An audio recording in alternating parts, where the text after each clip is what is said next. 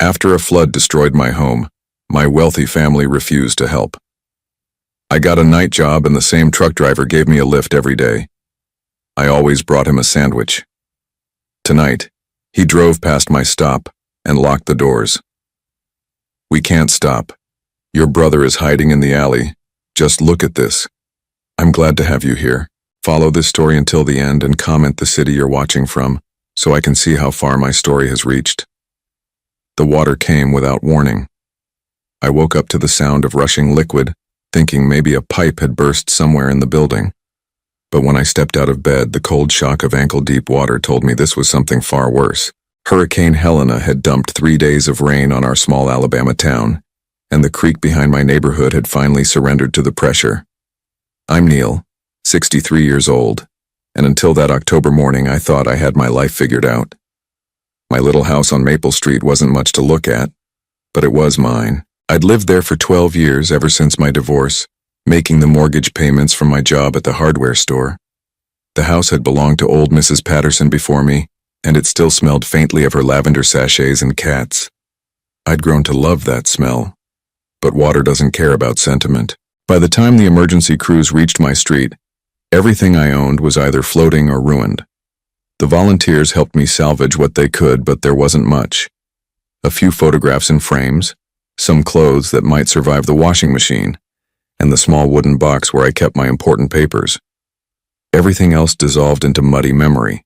Standing in my destroyed living room, watching strangers haul my waterlogged furniture to the curb, I felt something I hadn't experienced since my parents died 15 years ago. Complete helplessness. The insurance adjuster, a tired-looking woman named Janet, delivered the final blow with practiced efficiency. Flood damage wasn't covered under my basic homeowner's policy. I'd need to find somewhere else to live while I figured out what came next. That's when I remembered I had family. Katrina lived 23 miles away in Millbrook, in a house that could fit 6 of my old places. My older sister had always been the successful one, the one who'd married well and built a life that looked perfect from the outside. Robert, her husband, owned 3 car dealerships, and Katrina managed a boutique real estate firm that catered to wealthy clients. They'd never had children, but they had money, plenty of it. I hadn't spoken to Katrina in almost 2 years, not since our last awkward Christmas dinner where she'd made subtle comments about my simple lifestyle while showing off her latest kitchen renovation. But surely, when faced with my current situation, she'd remember we were family. Surely she'd help. I called her on Tuesday evening, 3 days after the flood. My voice shook slightly as I explained what had happened. I tried to keep it brief, factual. I didn't want to sound like I was begging. "Oh, Neil," she said, and for a moment, relief flooded through me. Her tone sounded concerned, caring. "That's terrible. I saw the news about the flooding down there. I lost everything, Katrina. The insurance won't cover it. I'm staying at the Red Cross shelter right now, but they say it's only temporary. I was wondering if maybe I could stay with you and Robert for a few weeks, just until I get back on my feet." The silence stretched so long I thought the call had dropped. When she finally spoke, her voice had changed completely. Gone was the concern, replaced by something cold and distant. "Neil, you know Robert and I don't have space for house guests. We're very private people. I wouldn't be any trouble. I just need a place to sleep and shower. I can help around the house, pay you rent as soon as I find work." Another pause. "Neil, I'm going to be honest with you because that's what family does. You're 63 years old. Maybe it's time to think about whether you've made the right choices in life." The words hit me like a physical blow. "What do you mean?" "I mean you're living paycheck to paycheck in a flood zone, with no emergency savings, no backup plan. That's not bad luck, Neil. That's poor planning." I gripped the phone tighter, feeling heat rise in my chest. "Katrina, I worked for 37 years. I paid my bills, I kept a roof over my head. One natural disaster doesn't make me irresponsible. Doesn't it? Mom and Dad taught us both the value of preparing for the future. I listened. You chose to coast through life working at a hardware store, renting apartments, buying houses you couldn't properly insure. Those are choices, Neil. They have consequences. The cruelty in her voice was breathtaking. I'd known my sister could be judgmental, but this was something else entirely. This was calculated meanness. So you won't help me? I didn't say that. I'm helping you by being honest. What you need isn't a handout. You need to take responsibility for your situation and figure out how to improve your life. Robert and I worked hard to build what we have. We can't be expected to bail out everyone who makes poor decisions. Everyone. As if I were just another charity case she'd decided didn't deserve her attention. I'm your brother, Katrina. And I love you. But love doesn't mean enabling destructive patterns. If you really want to change your life, you'll find a way to do it yourself. Character is built through adversity, not through getting rescued. She used the same tone she might use to decline a dinner invitation. Polite but firm, final. I hung up without saying goodbye. That night, lying on a cot in the Red Cross shelter listening to the snores and whispers of 30 other displaced people, I stared at the ceiling and tried to make sense of what had happened. My own sister had essentially told me I deserved to lose everything because I wasn't wealthy like her. She'd turned my crisis into a character evaluation and found me lacking. The next morning I walked to the nearest employment office and took the first job they offered. Overnight custodial work at a medical office complex. The pay was $800 a week, enough to rent a small apartment and buy groceries if I was careful. It wasn't the life I'd planned for my retirement years, but it was survival. The apartment I found was a studio in an old building downtown, $550 a month, including utilities. The previous tenant had been a college student who'd left behind the smell of instant noodles and marijuana. The walls were thin enough that I could hear my neighbors' conversations, and the heating system made sounds like an angry ghost. But it was mine. My first night of work, I met Samuel. He was parked outside the medical building when my shift ended at 6 a.m., sitting behind the wheel of an 18-wheeler with Morrison Logistics painted on the side. When I walked past, he rolled down his window. "You the new night guy?" he asked. His voice was rough but friendly, weathered by years of truck stop coffee and highway diesel fumes. "That's me," I said. "I deliver medical supplies here twice a week. Been wondering who they got to replace old Edgar." He studied my face with pale blue eyes set in a road-worn face. "You look beat, brother. Long walk home?" "About 4 miles. Not too bad." Samuel shook his head. "Nah, that's too far for a man your age after working all night. Hop in, I'll give you a ride." I hesitated. I'd grown up being taught not to accept rides from strangers, but something about Samuel felt trustworthy. Maybe it was his directness, or maybe I was just too tired to care about safety. The inside of his truck was surprisingly clean and organized. It smelled like black coffee and pine air freshener, with a hint of the vanilla candle hanging from his rearview mirror. The radio played quiet country music, and the heater worked perfectly. "Name's Samuel," he said as we pulled out of the parking lot. "Samuel Morrison. This is my truck, my route, my life for the past 18 years. Neil, and thank you for this.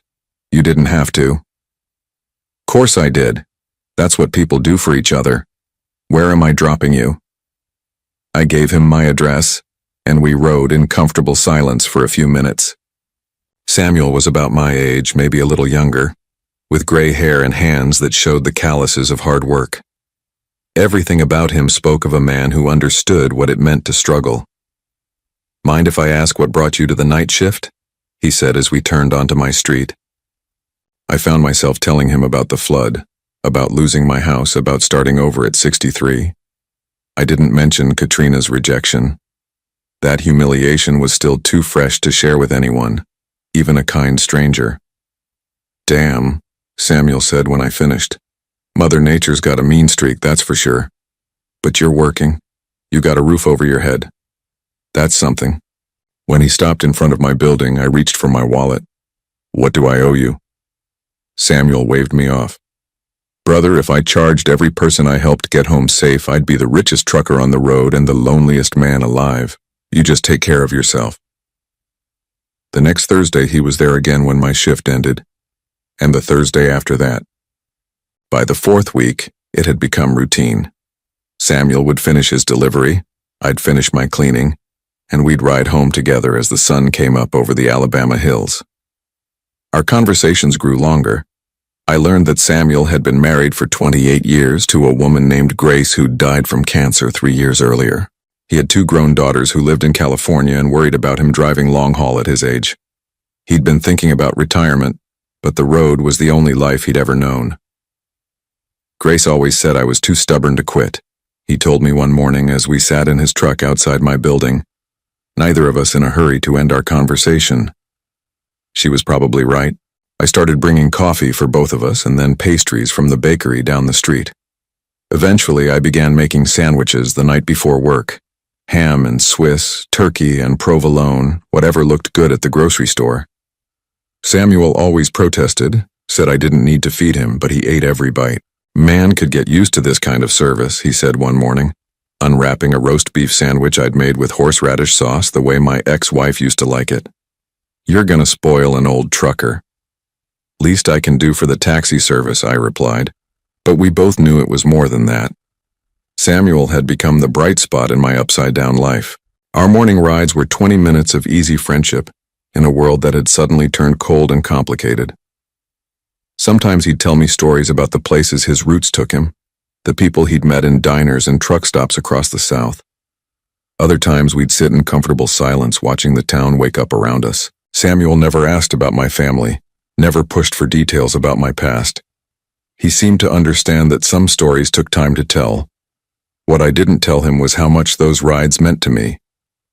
After Katrina's rejection, after losing everything I'd thought was permanent in my life, Samuel's kindness felt like proof that decent people still existed. He didn't know anything about my bank account or my life choices.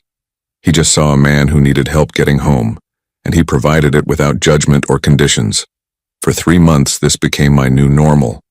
Work all night, ride home with Samuel, sleep until afternoon, make dinner, make tomorrow's sandwiches, and head back to work.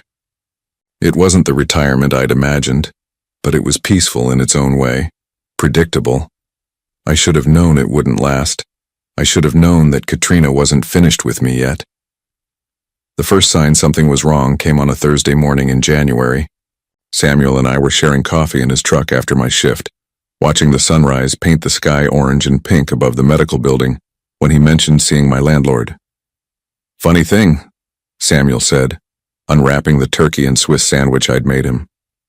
"Yesterday when I was making my delivery, I saw Bob Jenkins talking to some woman in a fancy car out front of your building. Bob Jenkins owned half the rental properties in downtown, including my studio apartment. He was the kind of landlord who collected rent in person and fixed problems with duct tape and prayer. I'd only spoken to him twice since moving in. Did he say what it was about?" I asked, though I couldn't imagine why anyone would need to discuss my tenancy with a stranger. "Nah, but she was asking a lot of questions, real interested in who lived where, how long they'd been there, that kind of thing." Bob looked uncomfortable, kept shaking his head. Samuel took a bite of his sandwich and studied my face. "You expecting any visitors?" Something cold settled in my stomach. "No, nobody knows where I live except you and work." That wasn't entirely true. I'd had to provide my address when I'd applied for county assistance after the flood.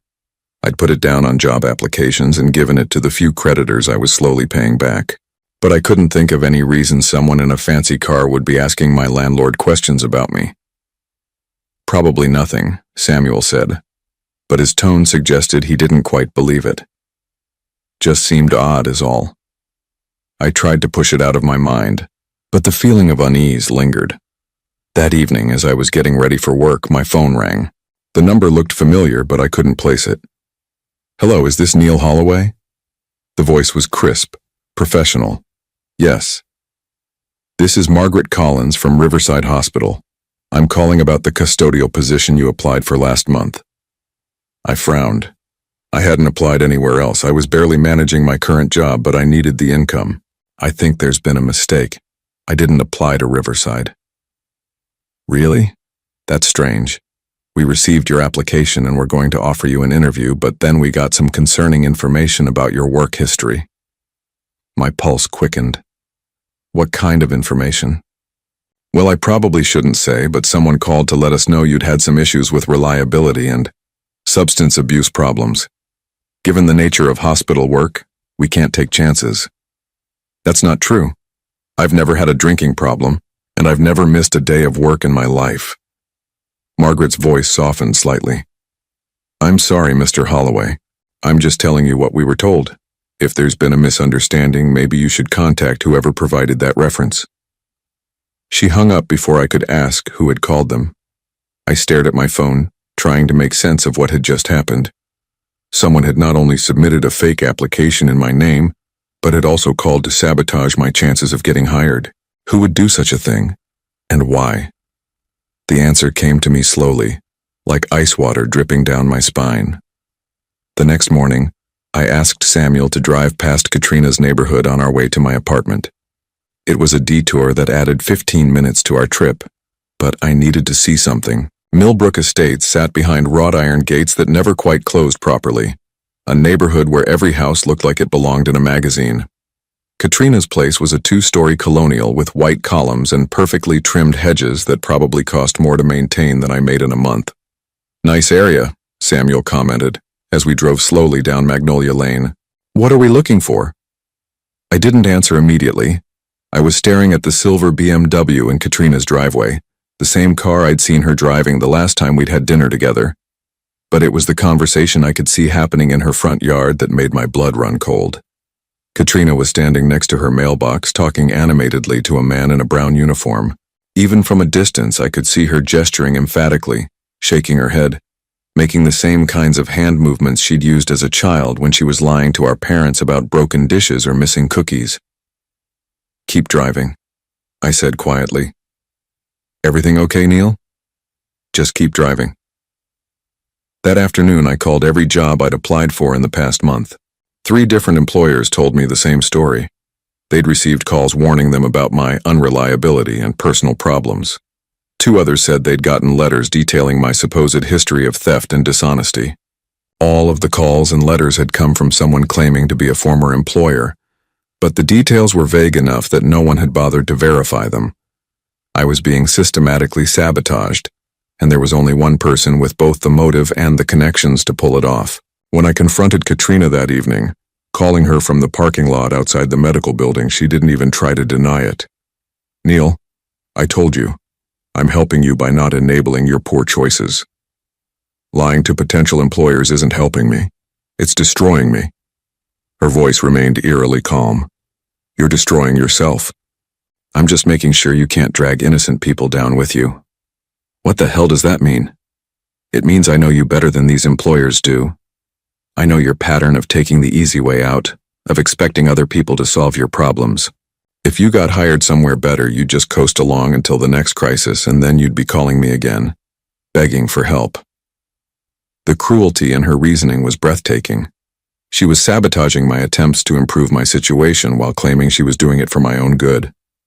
You're my sister, I said, my voice shaking with anger. We're supposed to look out for each other. I am looking out for you. I'm forcing you to confront the reality of your situation instead of running away from it. You need to learn to solve your own problems, Neil. You're too old to keep depending on other people. I'm not depending on anyone. I'm working, I'm paying my bills, I'm trying to rebuild my life. With whose help? That truck driver who gives you rides? The charity workers who found you your apartment? You're still looking for people to rescue you instead of rescuing yourself. I hung up on her, but her words followed me into work that night. Was she right? Was I just another charity case looking for handouts and shortcuts? No. I'd worked every day since the flood. I'd taken the first job offered to me and shown up consistently. I was slowly paying back the money I'd borrowed from the Red Cross. I wasn't asking for rescue. I was asking for the basic decency that family members should show each other. But Katrina's campaign of sabotage was working. Over the next few weeks, I applied for dozens of positions and heard back from exactly none of them. Word was somehow spreading through the local job market that Neil Holloway was trouble, a bad risk, someone to avoid. The worst part was the isolation that came with it. I started noticing that people in my extended family were treating me differently. Cousins who'd always been friendly grew distant. My Aunt Dorothy, who used to call me every few months, stopped returning my messages. At first, I thought it was just my imagination, the paranoia that comes from too much stress and too little sleep. Then my cousin Mike called. Neil, I gotta ask you something, and I hope you'll be straight with me. Mike was 3 years older than me, the son of my father's brother. We'd been close growing up, had stayed in touch sporadically over the years. His voice sounded strained, uncomfortable. What's going on, Mike? Katrina called me last week. She's worried about you. Says you've been drinking heavily since the flood, making up stories about the family not helping you. I felt the ground shift beneath me. She said what? She says you've been calling her drunk, making accusations, threatening to spread lies about her if she doesn't give you money. She's scared, Neil. She thinks you might be having some kind of breakdown. The sophistication of Katrina's lie was stunning. She'd taken my legitimate anger about her refusal to help and twisted it into evidence of mental illness and substance abuse. Worse, she'd made herself the victim of my supposed instability. Mike, I haven't had a drink in 2 months. I can't afford to drink. And I've never threatened Katrina about anything. Well, that's not what she says. She showed me some pretty disturbing voicemails, Neil. You sounded not good. What voicemails? I haven't left her any voicemails except asking for help after the flood. A long pause. Maybe you don't remember. If you've been drinking. I'm not drinking, I shouted, then forced myself to lower my voice. Mike, she's lying. I don't know why, but she's spreading false stories about me. Why would she do that? You're her brother. It was the same question I'd been asking myself for weeks. Why was Katrina working so hard to destroy what little life I'd managed to rebuild? What did she gain from keeping me isolated and struggling? I don't know, I said, and that was the truth. But I'm telling you, whatever she showed you, whatever she said, it's not real. Mike's silence stretched long enough that I thought he'd hung up. Finally, he sighed. Neil, I want to believe you. But Katrina's got proof. Recordings, documentation. And honestly, losing your house like that, having to start over at your age, it would be understandable if you were having a hard time coping. After he hung up, I sat in my studio apartment staring at the wall and trying to piece together what was happening. Katrina wasn't just refusing to help me. She was actively working to make sure no one else would help me either. She was systematically destroying my reputation, my relationships, and my opportunities for improvement. But why? What could she possibly gain from keeping me isolated and desperate? The answer came to me during my shift that night, while I was mopping the floors of the medical building and thinking about the conversation with Mike. Katrina had mentioned something during our last fight, something I'd been too angry to process at the time. She'd said she knew my pattern of expecting other people to solve my problems. She'd talked about me calling her again when the next crisis hit. As if she was certain there would be a next crisis. As if she was counting on it. For the first time since this nightmare began, I started to wonder if there was something Katrina was afraid I might discover. Something that would explain why she was so determined to keep me desperate and alone. Something she'd been hiding for a very long time. When Samuel picked me up the next morning, I was quiet during our ride. He seemed to sense my mood and didn't push for conversation, but as we pulled up in front of my building, he turned to me with a concerned expression. Neil, I gotta tell you something. Yesterday, when I was making my delivery, I saw that same woman again. The one in the fancy car who was talking to your landlord. I looked up sharply. Where? Parked across from the medical building. She was there when I arrived, and she was still there when I left. Just sitting in her car, watching the entrance. A chill ran down my spine. Did you get a good look at her? Samuel nodded grimly. Silver BMW, blonde hair, expensive clothes. She was taking pictures, Neil. Pictures of the building, of people coming and going. That's not normal curiosity. I knew, even before he described her, who it was. Katrina was watching me, documenting my routine, my habits, my associations. The question was why. Samuel, I said slowly, I think I'm in some kind of trouble. Real trouble. He studied my face for a long moment, then nodded. I figured as much. What do you need? The simple offer of help, after weeks of doors slamming in my face and family members turning away, was almost overwhelming. I had to clear my throat before I could speak. I need someone to watch my back. Someone I can trust. You got it, Samuel said without hesitation. Whatever's going on, we'll figure it out together. As I climbed the stairs to my apartment, I felt something I hadn't experienced in months. Hope. Katrina had underestimated me, and she definitely underestimated Samuel. She thought she could isolate me completely, make me so desperate that I'd have no choice but to accept whatever she was planning. She was wrong. But as I unlocked my door and stepped into the small space that had become my refuge, I couldn't shake the feeling that I was missing something important. Some crucial piece of the puzzle that would explain why my own sister was working so hard to destroy me. I was about to find out just how deep her deception ran, and just how much I stood to lose if I didn't stop her soon. It was the second Thursday in February when Samuel saved my life, though I didn't realize it at the time. The night started like any other. I finished my custodial rounds at the medical building, cleaned the break room one last time, and locked up at exactly 6 a.m. Samuel's truck was idling in its usual spot, exhaust visible in the cold morning air, but something was different about his expression when I climbed into the passenger seat. Instead of his usual easy smile, Samuel's jaw was tight, his pale blue eyes scanning the parking lot like he expected trouble. "Morning," I said, settling into the worn leather seat and reaching for the thermos of coffee I'd brought to share. "You seem tense." Samuel put the truck in gear but didn't immediately pull out of the parking lot. Instead, he sat there for a moment, hands gripping the steering wheel, studying the rearview mirror. "Neil, I need to ask you something, and I need you to think carefully before you answer." The seriousness in his voice made my stomach clench. "What's going on? Have you told anyone about our morning routine? About me giving you rides home?" I shook my head. "No. Why would I?" "Because yesterday, when I was making my delivery, that woman was back, the blonde in the BMW, but this time she wasn't alone." Samuel reached into his shirt pocket and pulled out his cell phone. The screen was cracked from years of truck stop parking lots and highway vibrations, but I could clearly see the photo he'd taken. A silver BMW sat in the medical building parking lot, and next to it stood two men in dark jackets. One was talking on a phone while the other pointed toward the building entrance. I recognized her from the other times I'd seen her. Samuel continued, his voice low and urgent. "Your sister, right? But those men with her, they weren't family. They looked like the kind of people you hire when you want something done quietly." My mouth went dry.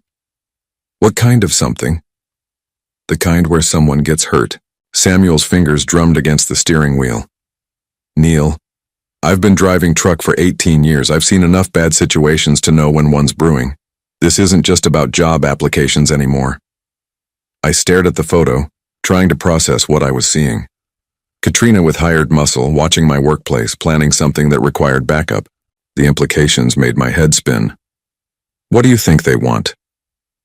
"I think," Samuel said slowly, "they want you gone. Question is whether that means out of town or something more permanent."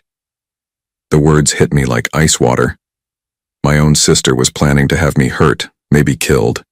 It seemed impossible, but looking at the evidence on Samuel's phone, I couldn't deny what was happening. "Did you hear anything they said?" Samuel nodded grimly. I parked where I could listen without being seen.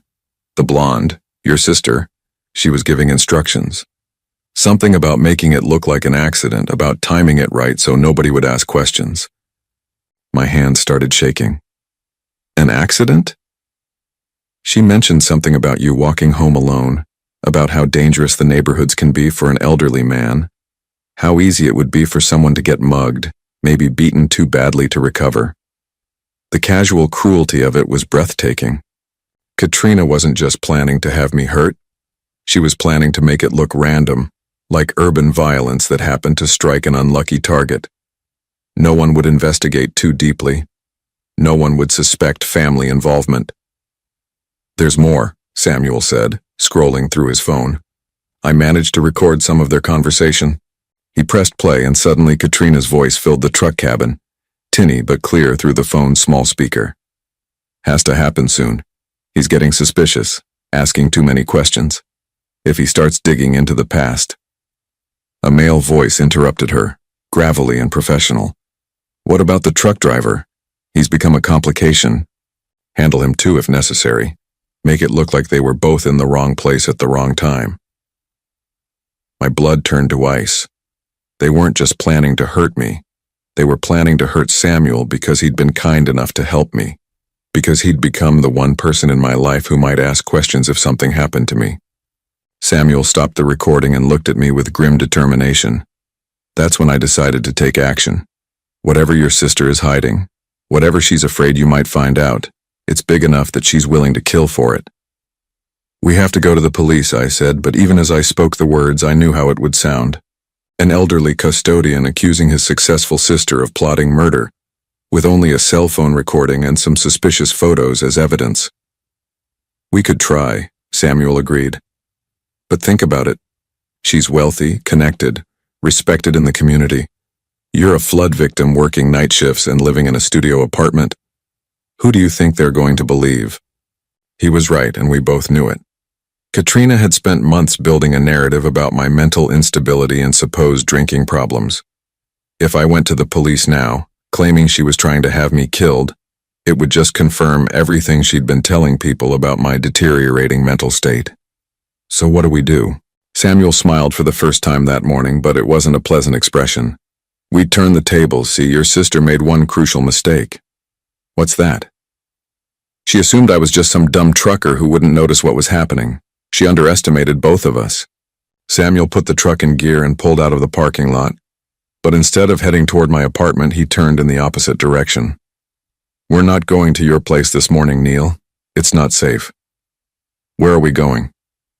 Somewhere we can figure out what your sister is really afraid of you discovering. Because people don't plan murders over family disagreements, brother. They plan them over secrets. Big, expensive secrets. As we drove through the awakening city, Samuel laid out what he'd observed over the past few weeks. Katrina's surveillance hadn't been random or casual. She'd been tracking my routine with military precision, noting when I worked, how I got home, who I talked to.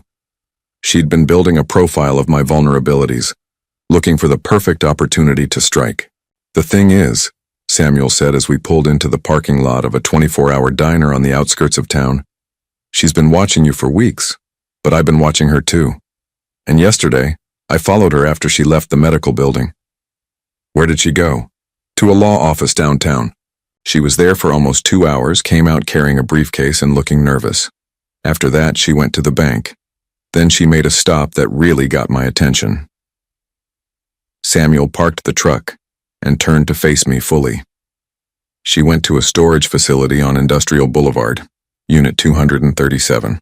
She had a key, went in alone, stayed for about 20 minutes. When she came out, the briefcase was gone. My mind raced. What do you think was in the briefcase? Documents. Papers that are important enough to hide but accessible enough to retrieve quickly when needed. Samuel's expression grew thoughtful. Neil, I want you to think back. When your parents died, was there anything about the estate settlement that seemed strange to you? The question hit me like a lightning bolt. I'd been so focused on the immediate crisis of Katrina's sabotage and threats that I hadn't thought about the deeper past, about the foundational relationship between us that had shaped everything that followed. There wasn't much to settle, I said slowly. Mom and Dad lived modestly. They had the house, some savings, a few investments. Katrina handled everything because she was the executor. She said after paying off their debts and funeral expenses, there wasn't much left, maybe $15,000 total. Did you see any of the paperwork? Bank statements, insurance policies, property valuations? I shook my head. Katrina said it would just upset me to go through all the details. She handled it all and gave me my share. $7,500. Samuel's eyes narrowed. That seems light for two people who owned their home outright and had been working for 40 years. That's what I thought at the time, but Katrina showed me the funeral bills, said Dad had some business debts I didn't know about. It was a difficult time. I was dealing with my divorce, starting over. I trusted her to handle things fairly. And you never questioned it later? No, why would I? She was my sister. We might not have been close, but I never imagined she'd steal from me. Samuel leaned back in his seat, processing what I'd told him. Neil, I think your sister has been planning this for a long time. I think she stole your inheritance 15 years ago, and she's been terrified ever since that you'd figure it out. The idea was so enormous, so devastating, that I couldn't immediately accept it. Katrina had managed our parents' estate while I was falling apart from my divorce. She'd handled all the paperwork, all the legal requirements, all the financial details. If she'd wanted to cheat me out of my inheritance, she would have had every opportunity. But why wait until now to get rid of me? If she stole my inheritance 15 years ago, why not just leave me alone to live my life in ignorance? Because something changed recently. Something that made her afraid you'd start asking questions. Samuel's voice grew urgent. Think, Neil. What's different now compared to 6 months ago? I considered the question, running through the major changes in my life since the flood. Losing my house, taking the night job, meeting Samuel, dealing with Katrina's rejection and sabotage. Then it hit me. The flood insurance claim, I said quietly. When I was trying to get compensation for my house, the insurance company required documentation going back years. Property records, ownership history, any inheritance or gift documentation that might affect the claim. Samuel nodded.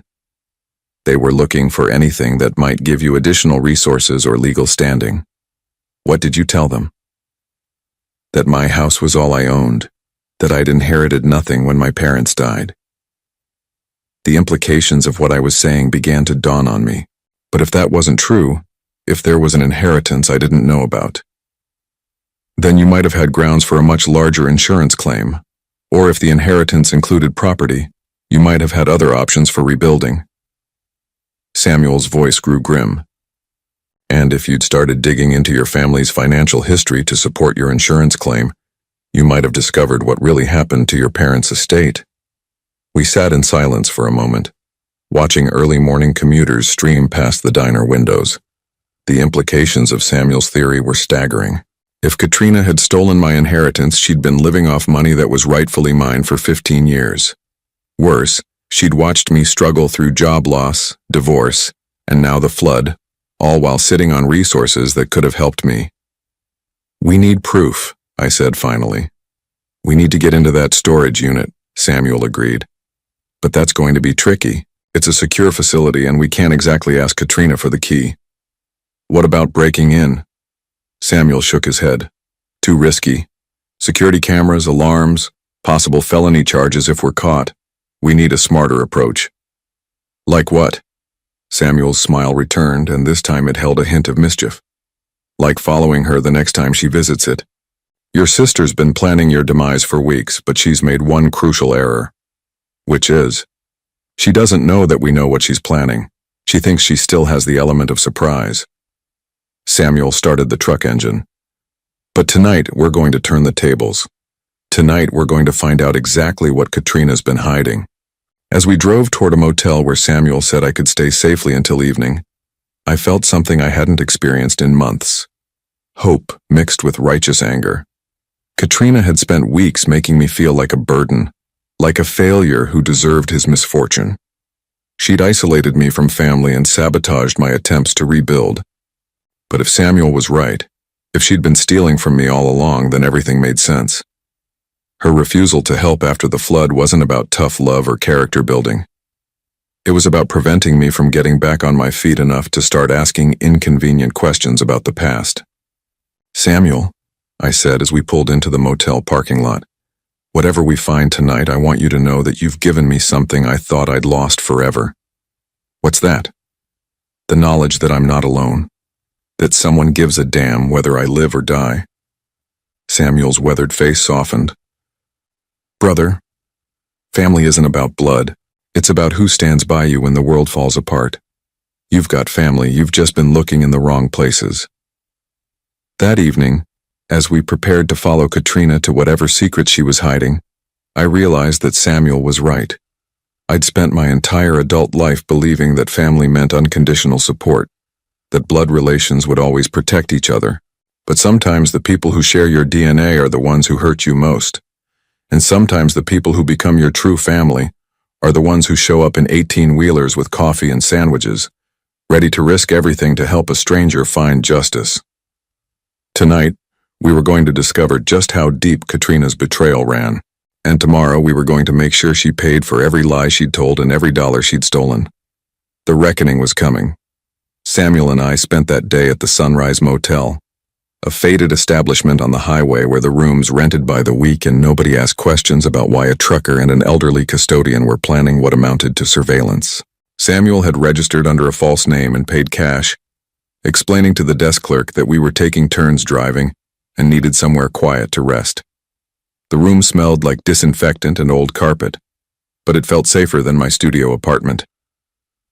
Samuel had brought supplies, a pair of binoculars, a camera with a telephoto lens, energy bars, and 2 thermoses of coffee. He'd also brought something I hadn't expected, a laptop computer. "My daughter got this for me last Christmas," he explained, opening the silver device on the scratched motel table. "Said I needed to join the 21st century. I mostly use it for email and checking weather reports, but it's got one feature that's going to help us tonight." He clicked through several screens until a map appeared, showing our location and the surrounding area. "GPS tracking. If we can get close enough to your sister's car, I can attach a magnetic tracker I borrowed from my dispatcher. We'll know everywhere she goes." I stared at the technology, impressed despite the circumstances. "You came prepared. 20 years of marriage to a woman who solved crossword puzzles for fun teaches you to think ahead," Samuel said with a sad smile. "Grace always said the best plans have backup plans." We spent the afternoon reviewing everything we knew about Katrina's routine. She typically left her house around 7 p.m. on weekdays, often driving to her real estate office to handle paperwork or meet with clients. Samuel had observed her visiting the storage facility twice in the past month, always in the evening when the facility was less busy. "Tonight feels different, though," Samuel said, adjusting the focus on his binoculars as we practiced our surveillance setup. "Yesterday, after she met with those men, she seemed agitated, rushed. People make mistakes when they're under pressure." At 6:30 p.m., we drove to Millbrook Estates in Samuel's truck, parking 3 blocks away in the lot of a grocery store that had a clear view of Katrina's street. Samuel had changed the license plate on his truck, replacing it with one he kept for deliveries to job sites where contractors sometimes borrowed company vehicles. "Won't someone notice it's missing?" I asked. "It's registered to a truck that's been in the shop for 2 months. By the time anyone figures out it's been borrowed, this whole thing will be over." We didn't have long to wait. At 7:15 p.m., Katrina's silver BMW pulled out of her driveway. She was alone, which was both a relief and a concern. Relief because it meant fewer people to avoid. Concern because it might mean she was planning to meet the men from yesterday somewhere else. Following someone without being detected is harder than it looks in movies. Samuel had to balance staying close enough to track Katrina's movements with remaining far enough back that she wouldn't notice the same truck behind her for multiple turns. He was surprisingly good at it, using other vehicles as cover and timing traffic lights to maintain distance. Katrina's first stop was downtown, at the law office Samuel had mentioned. She parked in front of a building that housed 3 different legal firms, and Samuel managed to attach the GPS tracker to her car while she was inside. The whole operation took less than 30 seconds. "Former military?" I asked as he slid back into the truck. "Former husband of a woman who locked herself out of her car twice a month for 28 years, he replied. "You learn to work fast with car doors." Katrina emerged from the law office 45 minutes later, carrying a manila envelope and looking around nervously before getting into her car. Samuel's laptop immediately showed her location as a blinking dot on the map. Her next stop was the storage facility. Industrial self-storage sat on a 5-acre lot surrounded by chain-link fencing and security cameras. The facility was older than some of the more modern storage companies, with rows of orange roll-up doors that looked like garage doors in a military barracks. Katrina used a key card to enter through the main gate, driving slowly toward the back of the complex. "Unit 237, Samuel murmured, consulting a facility map he'd printed from their website. "Back corner, away from the office and main traffic. Smart choice if you're trying to avoid attention." We parked across the street behind an abandoned gas station, using Samuel's binoculars to watch as Katrina pulled up in front of a unit in the last row. She looked around carefully before getting out of her car. then used a key to open the roll-up door. Even from our distance, I could see that the storage unit was nearly full. Boxes lined the walls and what looked like filing cabinets sat in the middle of the space. Katrina went directly to one of the filing cabinets, opening a drawer and removing several folders. "She's done this before," Samuel observed. "Knows exactly where everything is." Katrina spread the folders on top of one of the boxes, comparing documents from the manila envelope she'd brought with papers from the storage unit. Even through the binoculars, I could see her frustration growing. She kept shaking her head, making notes on a yellow legal pad, checking and rechecking the papers. "Something's wrong," I said. "She looks upset." Maybe the lawyers told her something she didn't want to hear. After 20 minutes, Katrina gathered everything back into the folders and returned them to the filing cabinet. But instead of leaving immediately, she walked to the back of the storage unit and opened a large cardboard box.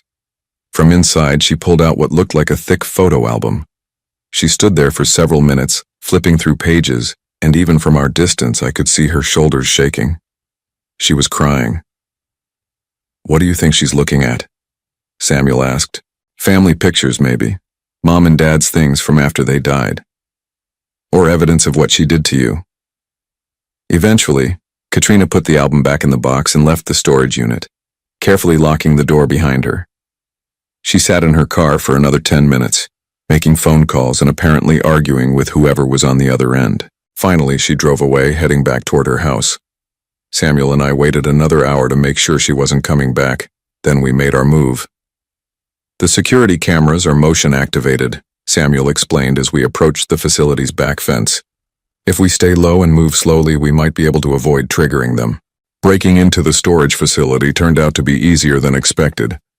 The back fence had a gap where one of the posts had been damaged, probably by a delivery truck backing up too close. We squeezed through the opening and made our way to Unit 237, staying in the shadows between buildings. The lock on Katrina's unit was more sophisticated than the standard padlock most people used, but Samuel had come prepared for that too. From his jacket pocket, he produced a set of lockpicks that looked like they belonged in a spy movie. "Another skill learned during your marriage?" I asked. "Grace had a habit of locking herself out of everything," he said with a grin, working the picks with practiced efficiency. "Cars, houses, her jewelry box, you name it. I got tired of calling locksmiths."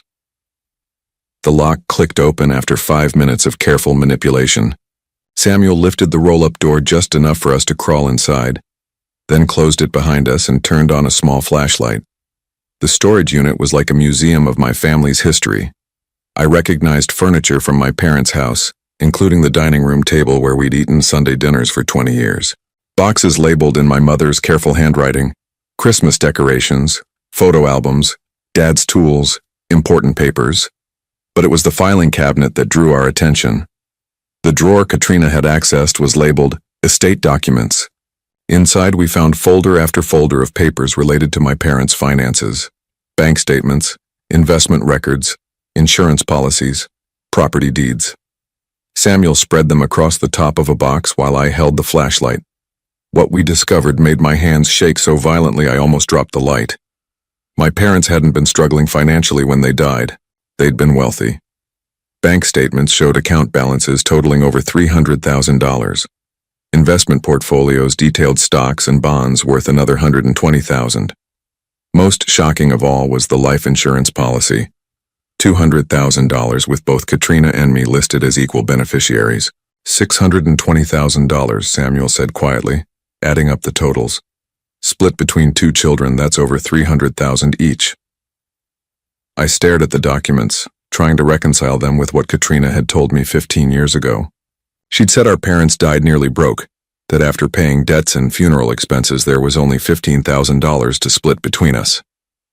"Look at this," Samuel said, holding up another folder. "Probate court documents." The official estate filing showed the same numbers we'd just discovered, but attached to it was a second set of documents filed 6 months later that told a completely different story. The revised filing claimed that additional debts had been discovered, reducing the estate's value to exactly $15,000. "What kind of debts?" I asked. Samuel flipped through more papers until he found what looked like loan documents. Business loans guaranteed by your father. Equipment purchases for a company called, let me see, Morrison Landscaping Services. My father never owned a landscaping company. He worked at the phone company for 37 years. No, but look at the signature on these loan documents. Samuel held up the papers so I could see them clearly. That's not your father's handwriting. He was right. The signature was close, but the loops and angles were subtly different from the documents I knew my father had signed. Someone had forged his name on loan agreements totaling over $400,000, then used those fake debts to justify stealing most of the inheritance. She created fake companies, fake loans, fake debts, I said, the enormity of the fraud beginning to sink in. She stole everything and made it look legal. And she's been living off your money for 15 years, Samuel added grimly. That house, that car, that real estate business she's so proud of, all of it built with your inheritance. We continued searching through the files, finding more evidence of Katrina's systematic theft. She'd been careful, methodical, creating a paper trail that would survive casual scrutiny while hiding the documents that proved the fraud. Most devastating was a folder labeled Neil Personal Information. Inside were copies of my divorce papers, employment records, credit reports, and what looked like surveillance photographs taken over the years. Pictures of me going to work, shopping for groceries, attending my ex-wife's wedding to her new husband.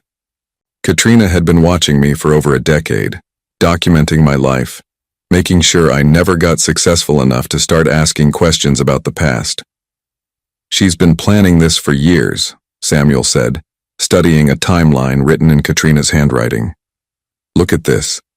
The timeline started 15 years ago with estate settled, N satisfied with explanation. It continued through various milestones in my life. N lost job, struggling financially. N divorced, distracted. N moved to Maple Street house, isolated from family. The most recent entry was chilling. Hurricane Helena. Opportunity to eliminate problem permanently. She's been waiting for the right moment to get rid of you, Samuel said. The flood was perfect because it made you desperate and alone. But it was the last folder in the filing cabinet that revealed the full scope of Katrina's desperation. Inside were recent bank statements showing her current financial situation, and it wasn't good. The real estate business was failing, bleeding money every month. Her personal accounts were nearly empty. She'd burned through most of my inheritance and desperately needed more money to maintain her lifestyle. She's broke, I said, staring at the numbers. After 15 years, she's spent it all. Which is why she can't afford to let you find out the truth, Samuel replied. If you discovered the theft and sued her, she'd lose everything. The house, the business, maybe even face criminal charges. So she decided to kill me instead, not just kill you. Make it look like an accident so she could claim your life insurance too. One final score to solve her money problems. We spent another hour photographing documents with Samuel's camera, building a comprehensive record of Katrina's fraud. As we worked, I felt my shock transform into something harder and colder. Rage. My sister hadn't just stolen my money. She'd stolen 15 years of my life watching me struggle and fail while she lived comfortably off my inheritance. She'd sabotaged my relationships, destroyed my opportunities, and planned my murder, all to cover up her original crime. We have enough, Samuel said finally, packing up his camera. Bank records, forged documents, proof of the real estate values. Any court in the country would convict her. Good, I said, my voice steady despite the anger burning in my chest. Because I want her to lose everything just like she tried to make me lose everything. As we prepared to leave the storage unit, Samuel found one more piece of evidence that changed everything. Hidden behind the filing cabinet was a small metal box, the kind banks use for safe deposit storage. Inside were the original copies of my parents' wills, insurance policies, and property deeds, the real documents that Katrina had hidden while she submitted forged copies to the probate court. But most damaging was a handwritten letter from our father, dated just weeks before his death. To my son Neil, the letter began, I want you to know that the money your mother and I are leaving behind comes from 40 years of hard work and careful saving. We've always been proud of both our children, but we've worried that Katrina's lifestyle and spending habits might not serve her well in the long run. That's why we're leaving the house and land to you, along with the larger share of our savings. Katrina will receive enough to be comfortable, but we trust you to use your inheritance wisely and perhaps help your sister if she truly needs it. Take care of yourself, son. We love you. Dad. I read the letter 3 times before the full impact hit me. My parents hadn't just left me an equal share of their estate. They'd left me the majority, along with a request to help Katrina if necessary. Instead, she'd stolen it all and spent 15 years making sure I'd never be in a position to discover the truth. Neil, Samuel said quietly, we need to get out of here. We've got what we came for. As we replaced everything in the filing cabinet and prepared to leave, I made a decision that would change both our lives forever. Samuel, I want to thank you for everything you've done. But from here on out, this gets dangerous. Katrina's already planning to hurt you because you've been helping me. You should disappear. Change your route, stay away from me until this is over.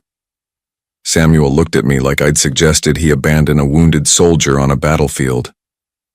Brother, I didn't come this far to walk away now.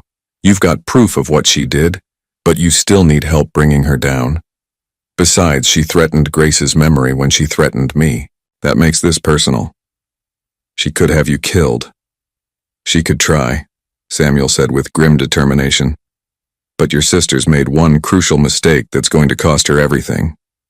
What's that? She picked a fight with the wrong truck driver. As we left the storage facility and headed back to the motel, I realized that tomorrow would bring the most difficult confrontation of my life. I would have to face the sister who'd stolen my inheritance, sabotaged my life, and planned my murder. But I wouldn't be facing her alone. The meeting was set for 10 a.m. at the Millbrook Country Club, neutral territory where Katrina felt comfortable and confident. Samuel had suggested the location, reasoning that she'd be less likely to bring hired muscle to a place where she was known and respected. I'd called her the night before, using a calm, defeated tone to request one final conversation about our family situation.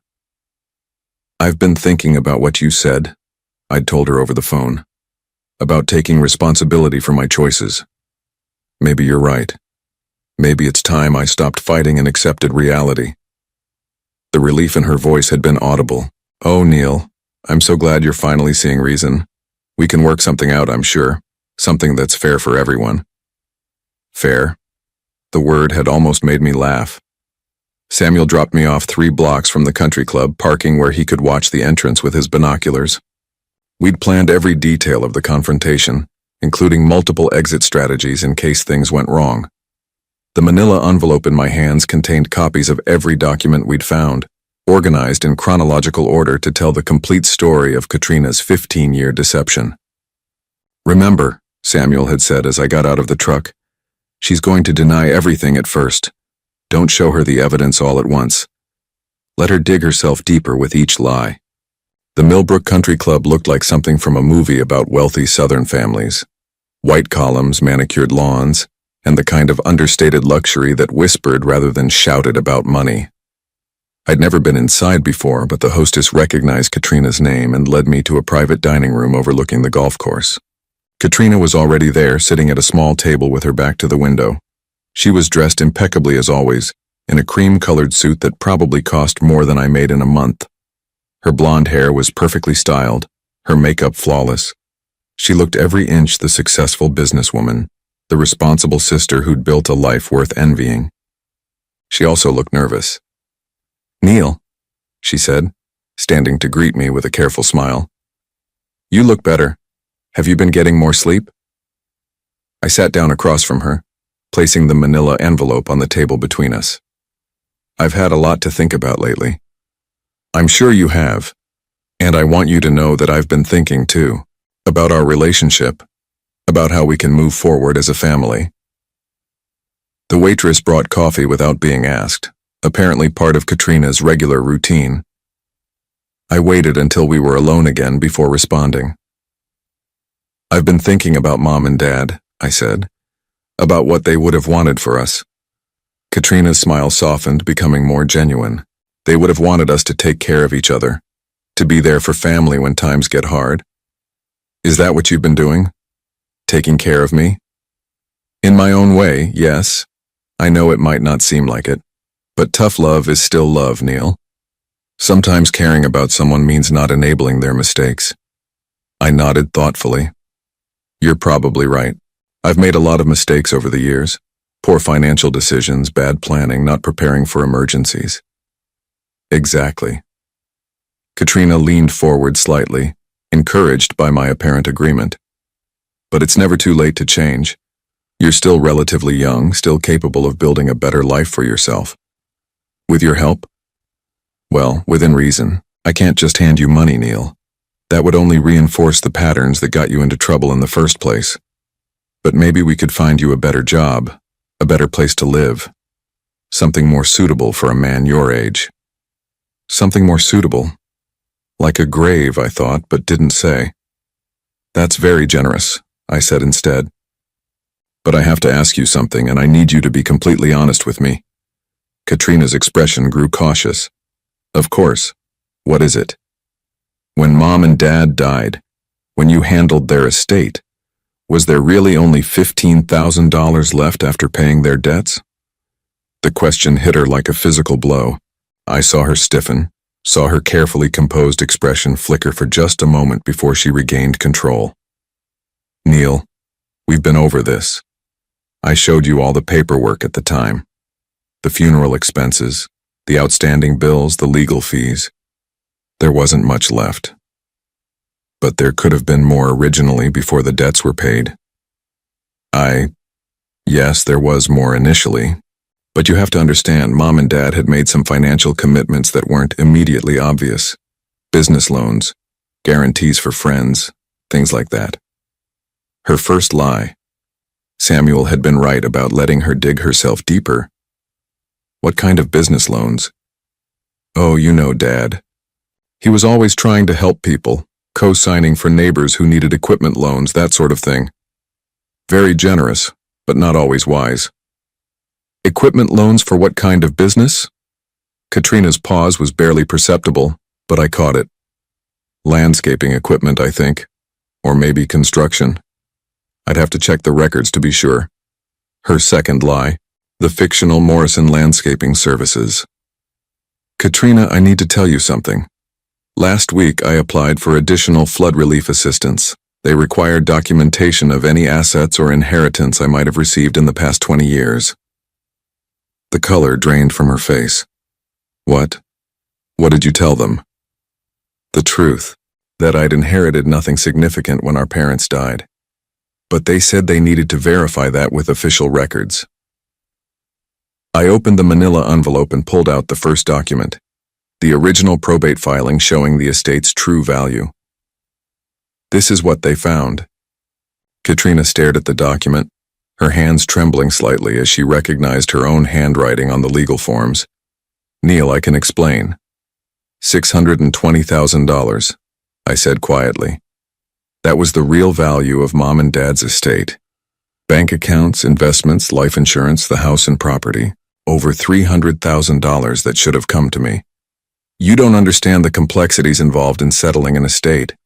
There were so many factors. Like Morrison Landscaping Services?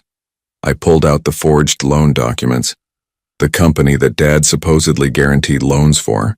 Except Dad never owned a landscaping business and this isn't his signature. Katrina's breathing became shallow, rapid. Neil, you're jumping to conclusions. There are explanations for all of this. Are there explanations for these?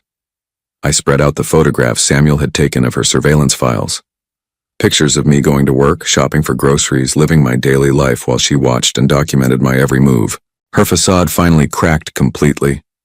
The careful composure, the loving concern, the sisterly worry, all of it fell away, leaving something cold and calculating. You broke into my storage unit. I discovered the truth about what you've been doing to me for 15 years. Katrina sat back in her chair, her mind racing. I could see her weighing options, considering damage control strategies, trying to find a way to spin the situation to her advantage.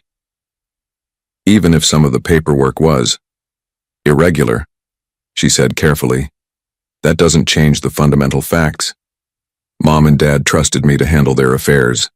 They knew I would make responsible decisions. Responsible decisions like forging Dad's signature on loan documents, like stealing my inheritance and watching me struggle for over a decade. I didn't steal anything. I made executive decisions about how to distribute assets in a way that would benefit both of us long term. The sheer audacity of her rationalization was breathtaking. Even caught red-handed with evidence of massive fraud, she was still trying to frame it as good judgment. Benefit both of us? Katrina, you've been living in a mansion while I worked night shifts just to afford a studio apartment. You drive a car that costs more than I made in 2 years. How exactly did stealing my inheritance benefit me? Because you would have wasted it. The words exploded out of her with 15 years of suppressed justification. You would have spent it on some foolish investment or given it to that ex-wife of yours or lost it gambling or drinking. I saved you from yourself. By taking everything that was rightfully mine. By putting it to better use. I built a business, I created value, I made smart investments. Your $300,000 became the foundation for a real estate empire. An empire that's currently bleeding money every month. I pulled out her recent bank statements. You're broke, Katrina. You spent 15 years living off my inheritance and now it's gone. Her eyes widened as she recognized the documents. How did you? The same way I found out about the men you hired to have me killed. The accusation hung in the air between us like a live wire. Katrina's face went completely white, her hands gripping the edge of the table. I don't know what you're talking about. The medical building parking lot. 2 men in dark jackets discussing the best way to make my death look like a random mugging. I pulled out Samuel's phone and played the recording of her voice discussing plans for my accident. Katrina listened to her own words with growing horror, realizing that her entire conspiracy had been documented, recorded, and preserved as evidence. Neil, that wasn't what it sounded like. I was trying to protect you. Protect me from what? From making the wrong decisions. If you'd discovered the truth about the inheritance, you would have sued me, destroyed my life, taken everything I'd worked for. I couldn't let that happen. So you decided to murder me instead. I decided to find a permanent solution to a problem that was spiraling out of control. There it was, the admission I needed. Katrina had just confessed to planning my murder, in a room at her own country club, surrounded by the kind of witnesses who would remember every detail. You hired men to kill me because I might have discovered that you stole my inheritance. I hired men to solve a problem before it destroyed both our lives. I gathered the documents back into the manila envelope, my hands completely steady despite the magnitude of what I'd just accomplished. 15 years of lies, theft, and deception had just collapsed in the space of an hour. Where does that leave us, Katrina? She stared at me with wild eyes, her perfect composure completely shattered. What do you want? I want my inheritance back, all of it, with 15 years of interest. I don't have that kind of money anymore. Then you'll sell the house, the business, everything you bought with my stolen inheritance. You'll liquidate every asset and return what you took from me. And if I refuse? I stood up, tucking the envelope under my arm. Then I go to the police with evidence of forgery, fraud, theft, and conspiracy to commit murder. You'll lose everything anyway. Plus you'll spend the rest of your life in prison. Katrina sat frozen, staring at the table where the evidence of her crimes had been spread out moments before. The reality of her situation was finally sinking in. She'd spent 15 years building a life on stolen money, and now the foundation was crumbling beneath her. You have 48 hours to decide, I said, walking toward the door. After that, I take everything to the authorities and let them sort it out. Neil, wait. Her voice was small, desperate. We're family. Surely we can work something out that doesn't destroy both our lives. I paused at the door, looking back at the woman who had called herself my sister while planning my murder. Family doesn't steal from each other, Katrina. Family doesn't watch each other struggle while living off their pain. And family definitely doesn't hire killers when their crimes are about to be discovered. Please, I'm begging you. You should have thought of that 15 years ago. I left her sitting alone in the country club dining room, surrounded by the luxury she'd built with my stolen inheritance. Through the window I could see Samuel's truck waiting in the parking lot, ready to take me to the next phase of our plan. For the first time since the flood destroyed my house, I felt like I was finally going home. But the game wasn't over yet. Katrina was cornered now, desperate and dangerous. The next 48 hours would determine whether she'd accept defeat gracefully or fight back with everything she had left. Either way, I was ready for whatever came next. Katrina chose to fight. The call came 36 hours after our confrontation at the country club. Samuel and I were staying at a different motel, one farther from town where we felt safer while waiting for Katrina's response. When my phone rang with her number, I almost didn't answer. "Hello, Katrina." "Neil." Her voice was different now, harder, stripped of all pretense. "I've thought about your ultimatum. And I'm not going to be blackmailed by my own brother.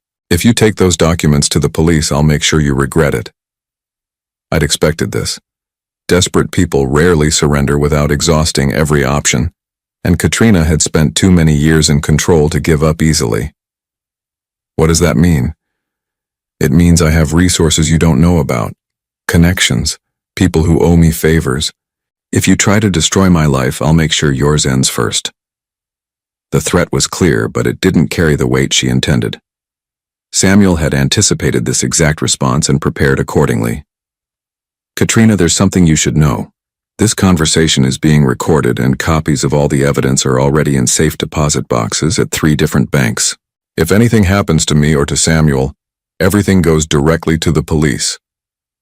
Silence stretched across the line. "Furthermore," I continued, "the statute of limitations on estate fraud is 15 years from discovery, not from commission. I just discovered your crimes last week.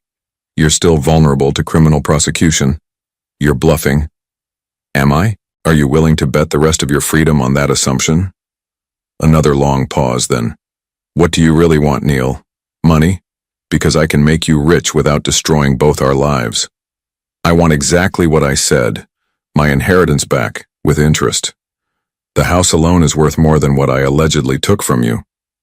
"Allegedly?" I almost laughed. "Katrina, I have your handwriting on forged documents. I have recordings of you planning my murder. There's nothing alleged about any of this." When she spoke again, her voice was barely above a whisper. "If I give you everything, what happens to me?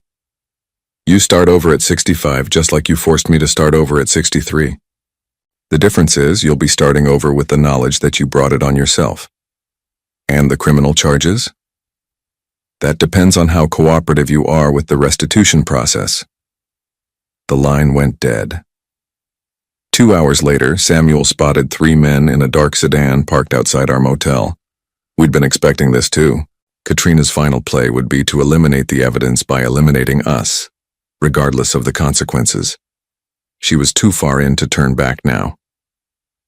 We slipped out the back window of our room and into Samuel's truck, which he'd parked behind the building for exactly this purpose.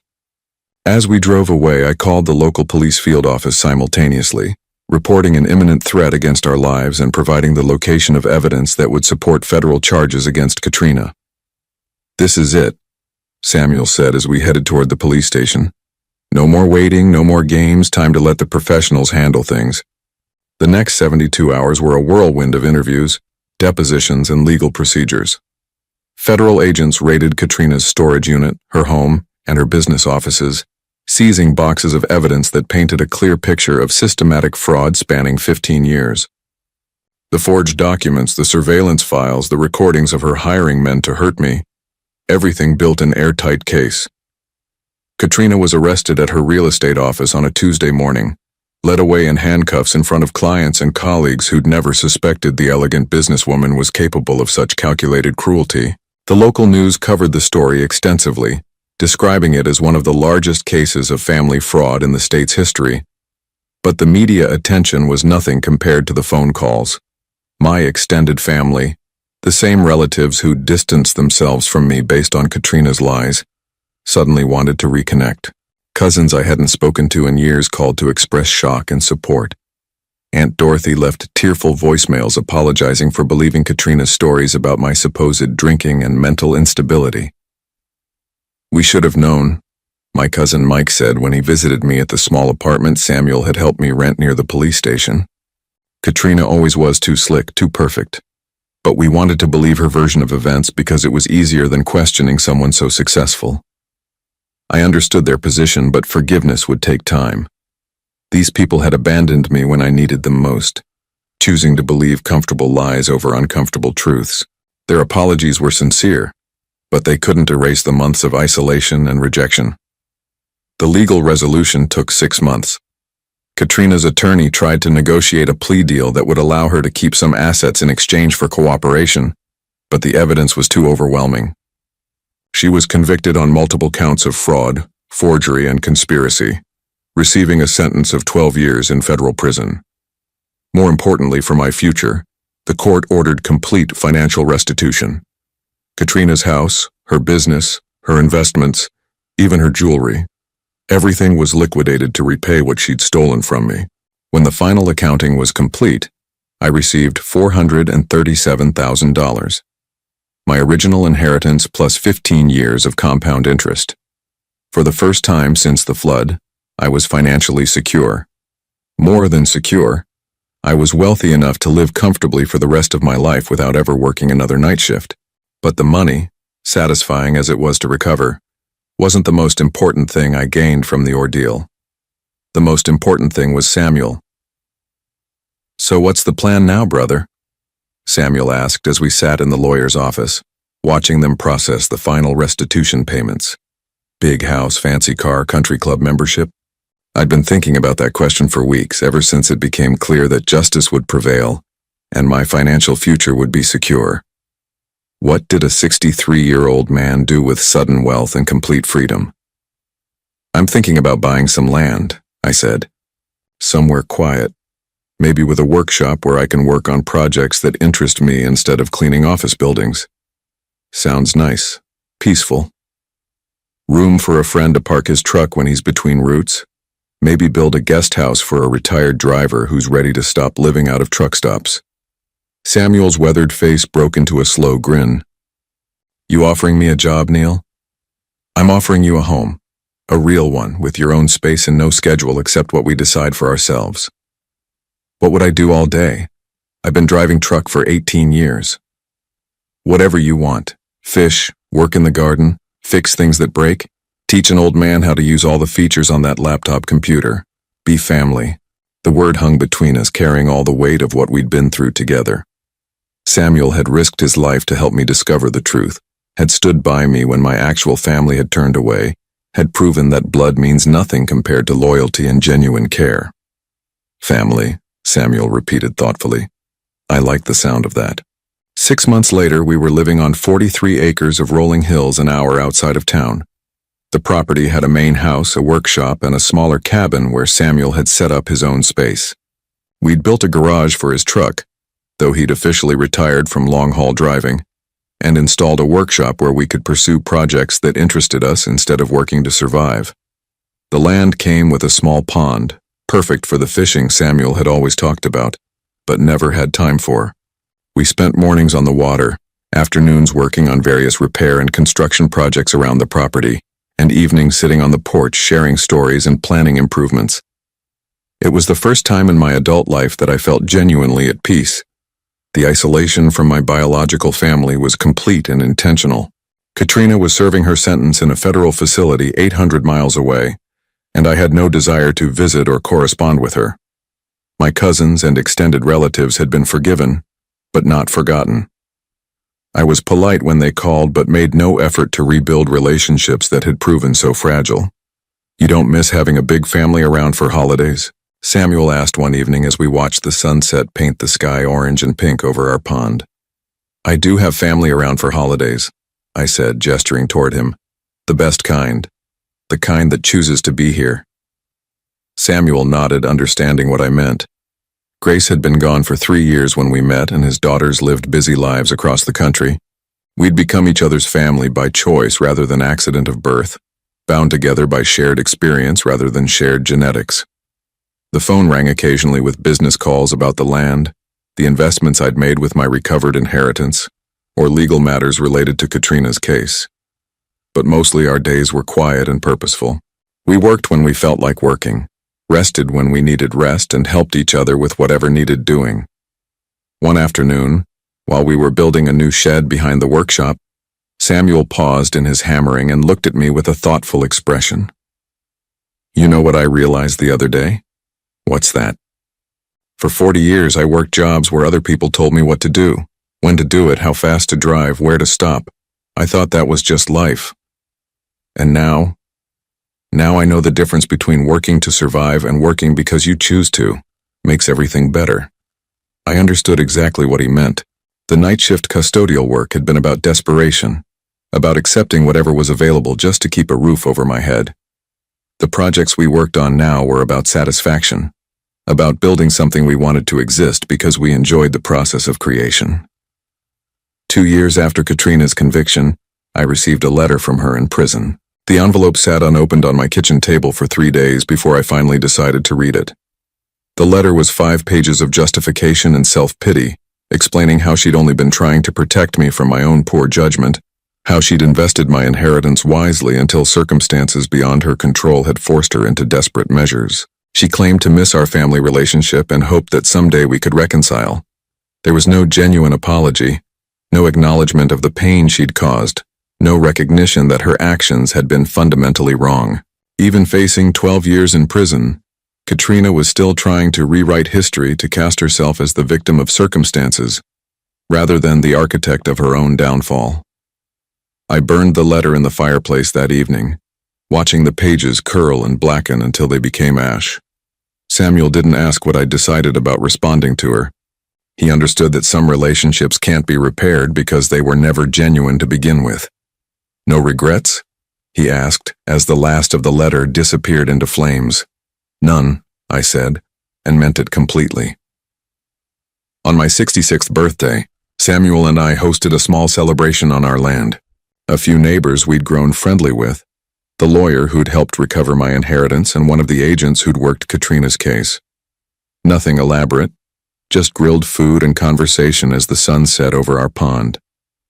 3 years ago, I was sleeping on a cot in a Red Cross shelter. I told the small group as we sat around a fire pit Samuel had built from stones we'd cleared from the pasture. I thought I'd lost everything that mattered.